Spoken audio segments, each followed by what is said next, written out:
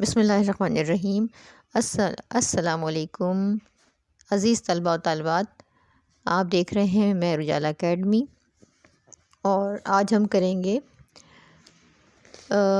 کس طرح تبصرہ نگاری جو ہم کرتے ہیں اس میں حرف آغاز اور حرف آخر دونوں تقریباً سبھی نثر نگاروں میں آپ لکھ سکتے ہیں کچھ تبدیلیوں کے ساتھ۔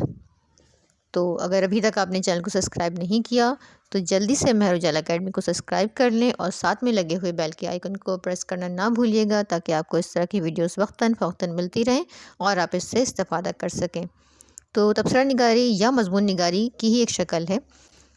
تبصرہ سے مراد کسی کتاب، رسالے، مضمون یا فن پارے وغیرہ کو پڑھ کر اس کی خوبی یا خامی پر اپنی رائے دینا۔ تبصرہ زبانی بھی ہو سکتا ہے اور تحریری صورت میں بھی۔ تبصرہ کے متبادل لفظ کے لیے انگریزی میں ریویو کا لفظ استعمال ہوتا ہے۔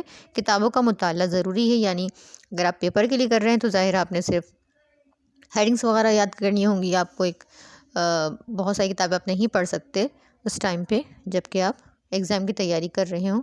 تو آسانی کے ساتھ ہم کس طرح نثر نگاری کر سکتے ہیں۔ اور نظم کے لیے کہ لفظ جو نظم ہے وہ منظم ہے، یعنی اگر شاعری کر رہے ہوں تو اس میں معنی ترتیب دینا۔ نظم میں شاعر حضرات اپنے جذبات کا اظہار شاعری میں کرتے ہیں، تو آپ کو اس کے لیے پڑھنا پڑے گا۔ تبصرہ کرنا، کسی کے بارے میں رائے دینا، ٹھیک ہے نا، مطلب پھیلانا۔ نثر اس طریقے کہتے ہیں جس میں عام فہم اور آسان الفاظ کا استعمال کیا جائے۔ نثر میں سیدھے سادے اور بے تکلف انداز میں خیالات و جذبات کا اظہار کیا جاتا ہے۔ اب یہاں پہ اگر آپ نے کرنا ہے تو حرف آغاز اور حرف آخر دونوں سیم ہی ہوں گے۔ یوں تو آسمان ادب پر بے شمار ماہ و انجم اپنی پوری آب و تاب کے ساتھ جلوہ افروز ہوئے، جن کی شعلہ بیانیاں قابل تحسین و ستائش ہیں۔ اب یہاں جو ڈیش آ رہی ہے نا، اس ڈیش کے اندر آپ نے کسی بھی کے بارے میں لکھنا ہے۔ میر تقی میر درد، میر غالب ہو گئے، علامہ اقبال ہو گئے، کسی بھی نثر نگار کے بارے میں اگر آپ لکھ رہے ہیں تو یہی ہیڈنگ سب کے لیے چلے گی، آپ نے یہاں صرف نام چینج کر دینا ہے۔ ایسے ہی درخشاں تھے جو افق ادب طلوع ہوئے اور علمی ضیاء بن کر سارے جہاں ادب کو منور کر دیا، یعنی روشنی بن کر پھیل گئے۔ ان کے مداحوں اور عقیدت مندوں کی تعداد شمار کرنا ناممکن ہے۔ انہوں نے اردو نثر کو صرف سادگی نہیں دی بلکہ زندگی کی حرارت بھی دی۔ ان کی تحریر میں دھڑکتا ہوا دل اور چلتا پھرتا وجود دکھائی دیتا ہے۔ تو یہ تمام نثر نگاروں کے لیے آپ لکھ سکتے ہیں، چاہے وہ شاعر ہوں یا وہ نثر نگار ہوں۔ پھر آپ نے ہیڈنگ لگانی اسلوب نگارش کی، امتیازی خصوصیات کی۔ اس میں مختلف ہیڈنگس آپ لگا سکتے ہیں، اور ڈسکرپشن باکس میں جتنے بھی میں نے نثر نگاروں کے بارے میں لکھا ہے اس کا لنک میں دے دوں گی۔ یہاں پہ آپ حالات زندگی کی ہیڈنگ لگائیں گے، مگر یہاں پہ ڈیفرنٹ ہوگا۔ ان کی ظاہر پیدائش، ان کی جو انتقال کی ڈیٹ ہے، اور ان کے بارے میں تھوڑا بہت یہ تو آپ کو یاد کرنا پڑے گا۔ مقصدیت میں یہ بھی آپ کو یاد کرنا ہوگا۔ یہ ہیڈنگ اس طرح کی ہیں کہ آپ یہ ہیڈنگس کو پہلے یاد کریں، اور تھوڑا تھوڑا اپنے ایک یا دو نثر نگاروں کے بارے میں جو بھی آپ کی ایگزام کے پوائنٹ آف ویو سے امپورٹنٹ ہے وہ یاد کریں گے۔ سادگی و سلاست، پھر منفرد انداز بیاں، سوز و گداز، تصوف، شوق و ظرافت، خیال کی گہرائی، جوش و ولولہ، اعجاز و اختصار، تصانیف اور ناقدین کی آرا۔ تصانیف بھی ظاہر ہے جتنے بھی نثر نگار ہیں یا شاعر حضرات ہیں تو ان کی تصانیف بھی ڈیفرنٹ، ان کی کتابیں مختلف ہوں گی تو وہ بھی آپ کو یاد کرنا پڑیں گی۔ ناقدین کی آرا بھی ڈیفرنٹ ہوگی۔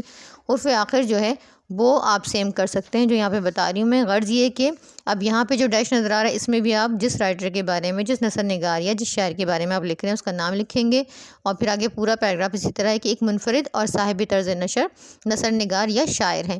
یہاں پہ نثر نگار یا شاعر کو دونوں میں سے کوئی ایک ہوگا۔ نثر یا شاعری میں آپ کی ادبی حیثیت مسلم ہے۔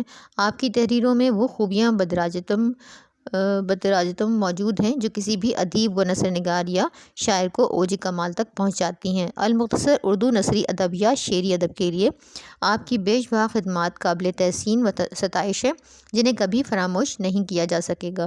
اگر لاسٹ میں آپ لکھنا چاہیں یا حالات زندگی میں آپ ان کی تاریخ پیدائش یا انتقال لکھ چکے ہیں تو پھر یہاں ضروری نہیں ہے، لیکن اگر آپ لکھنا چاہیں اس کو تھوڑا سا بڑا کرنے کے لیے تو آپ یہاں پہ جس نثر نگار کے بارے میں لکھ رہے ہیں اس کے انتقال کی ڈیٹ بھی لکھ سکتے ہیں۔ اور اگر آپ کو شعر میں دلچسپی ہے، شعر آپ آسانی سے یاد کر لیتے ہیں تو لاسٹ میں اس سے متعلق ایک شعر بھی دے سکتے ہیں۔ جیسے یہاں میں نے مثال کے طور پہ ایک شعر لکھا ہے کہ کتنا خوف ہوتا ہے شام کے اندھیروں میں، پوچھ ان پرندوں سے جن کے گھر نہیں ہوتے۔